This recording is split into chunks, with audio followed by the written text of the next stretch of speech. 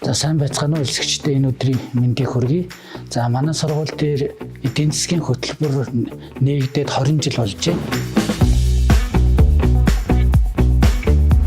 Тэгэхээр эдийн засгийг та нар сайн мэдж байгаа. Эдийн засгийг үндсэндээ макро, микро гэсэн хоёр төвшөнд авч үздэг.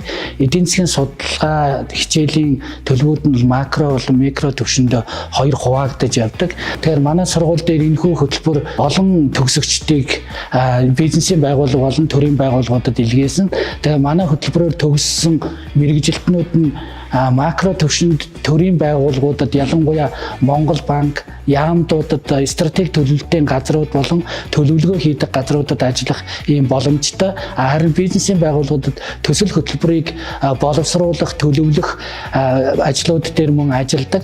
Мөн арилжааны банкудад эрсдлийн удирдлагын төлөвлөлт хийхээс гадна санхүүгийн зах зээл дээр бүтээгдэхүүний үнийг таамаглах, прогнозлох арга зүйнүүдийг судалдаг ийм шинжилгээ ухаан байгаа юм. Энэ мэргэжил маш их ирээдүйтэй олон салбарын уулзвар дээр маш олон арга зүйнүүдийг заадаг учраас хөрвөх чадвар их сайтай олон зүйл дээр хамтарч ажиллах ийм бололцоог олгодог мэргэжил байгаамаа.